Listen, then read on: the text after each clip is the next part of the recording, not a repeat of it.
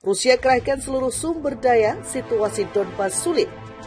Зараз вже можна констатувати, що російські війська розпочали битву за Донбас, до якої давно готувались. Дуже значна частина всієї російської армії зараз сконцентрована для цього наступу.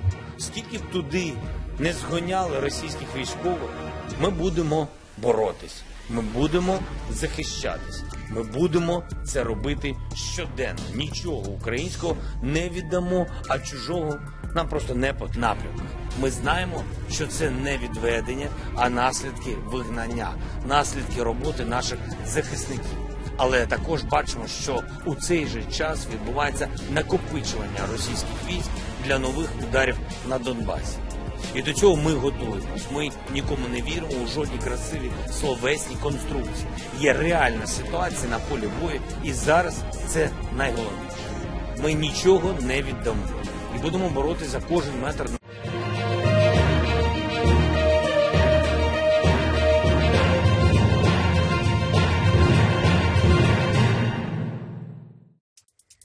Presiden Ukraina Volodymyr Zelensky mengatakan situasi di garis depan di wilayah Donbas sulit dan menyakitkan. Menurutnya militer Rusia mengerahkan seluruh sumber daya yang dimiliki. Pertama-tama urusan di depan, Bakhmut, Kremina, dan area lain di Donbas membutuhkan kekuatan dan konsentrasi maksimal, kata Zelensky pada pidato video pada Senin malam. Situasi di sana sulit dan menyakitkan. Para penjajah mengerahkan semua sumber daya yang tersedia bagi mereka, dan ini adalah sumber daya yang cukup besar untuk membuat semacam kemajuan. Ujarnya seperti dikutip Reuters Selasa 27 Desember 2022. Dalam pidatonya, Zelensky juga mengeluh kekurangan listrik yang terus berlanjut, di mana hampir 9 juta orang masih bertahan hidup tanpa listrik. Menurutnya, para pekerja listrik telah memperbaiki jaringan listrik setelah serangan berulang kali oleh Rusia. Para pekerja telah menghubungkan kembali banyak orang selama Natal, tetapi masalah tetap ada. Wajar kalau kelangkaan tetap ada, pemadaman terus berlanjut, ujarnya.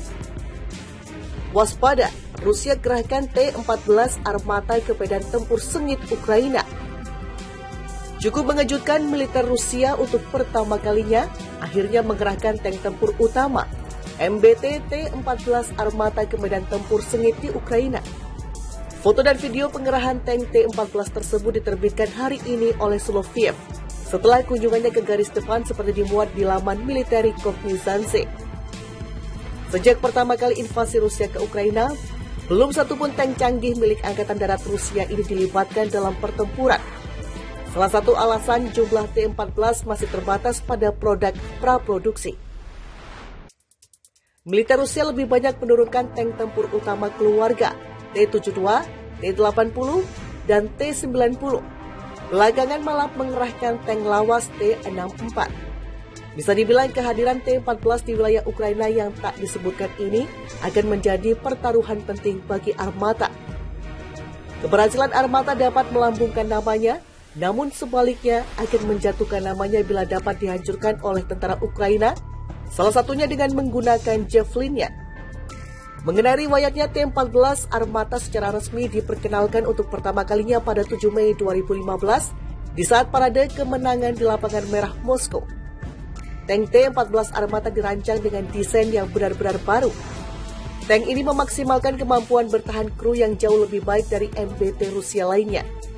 Kementerian Pertahanan Rusia menyatakan kemampuan penetrasi lapis baja yang dicapai oleh T-14 armata hampir 2 kali lipat dari model saat ini yang operasional seperti T-72B3M, T-80BWM, atau T-90M. Sebagai senjata utamanya adalah meriam Smoothbore 2A821M, kaliber 125 mm dengan 45 peluru. 32 diantaranya menggunakan autoloader dengan jangkauan 7 hingga 12 km. Versi mendatang T-14 armata dapat menggunakan senjata utama meriam Smoothbore 2A83 dengan kaliber lebih besar yakni 152 mm. Sebagai persenjataan sekunder berupa pelontar granat 57 mm yang dipasang di kiri turret dan senapan mesin 12,7 mm yang dipasang di sisi kanan. Untuk T-14 model terbaru, persenjataan sekunder terdiri dari senapan mesin Colt 12,7 mm dengan 300 butir peluru dan senapan mesin Pechenek PKP atau PKTM 7,62 mm dengan 1000 butir peluru. Desain dan perlindungan armata dibagi menjadi 3 kompartemen. Lambung 3 awak di depan, stasiun senjata menara kendali jarak jauh tak berawak di tengah, dan power pack di belakang. Terdapat 3 lubang palka di bagian depan lambung, pengemudi menempati kursi di sebelah kiri, penembak di tengah, dan komandan tank di sebelah kanan. Pengemudi, penembak, dan komandan duduk di kapsul lapis baja khusus, dipisahkan oleh sekat lapis baja dan autoloader, dan menara dengan persenjataan utama dipasang di luar. Kompartemen kru juga akan diisolasi dari kompartemen motor untuk meningkatkan kemampuan bertahan di medan perang. Fitur desain ini mengurangi siluet postur tank dan meningkatkan keselamatan dan kemampuan bertahan kru. Perlindungan dasar T-14 didasarkan pada lapis baja baru dan plat logam keramik standar 4569 level 5. T-14 dirancang untuk tahan terhadap peluru kendali prospektif anti-tank ATGM dengan daya ledak tinggi. Tank ini juga dilengkapi dengan tiang meteorologi satelit komunikasi, GLONASS, data link, dan antena komunikasi radio yang dipasang di atap turret. Debut T-14 Armata di medan perang Ukraina memang telah banyak ditunggu pengamat dan pecinta dunia militer. Akankah Armata berhasil atau gagal dalam misi tempur pertamanya ini? Waktu jua yang akan segera menjawabnya. Kita tunggu dalam beberapa hari atau minggu ke depan.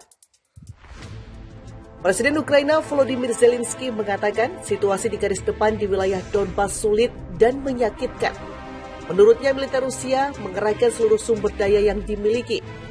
Pertama-tama urusan di depan, Bakhmut, Kremina, dan area lain di Donbas membutuhkan kekuatan dan konsentrasi maksimal, kata Zelensky pada pidato video pada Senin malam. Situasi di sana sulit dan menyakitkan. Para penjajah mengerahkan semua sumber daya yang tersedia bagi mereka, dan ini adalah sumber daya yang cukup besar untuk membuat semacam kemajuan. Ujarnya seperti dikutip Reuters Selasa 27 Desember 2022. Dalam pidatonya, Zelensky juga mengeluh kekurangan listrik yang terus berlanjut, di mana hampir 9 juta orang masih bertahan hidup tanpa listrik. Menurutnya, para pekerja listrik telah memperbaiki jaringan listrik setelah serangan berulang kali oleh Rusia. Para pekerja telah menghubungkan kembali banyak orang selama Natal, tetapi masalah tetap ada. Wajar kalau kelangkaan tetap ada, pemadaman terus berlanjut, ujarnya. Waspada, Rusia kerahkan T-14 Armata ke medan tempur sengit Ukraina. Cukup mengejutkan, militer Rusia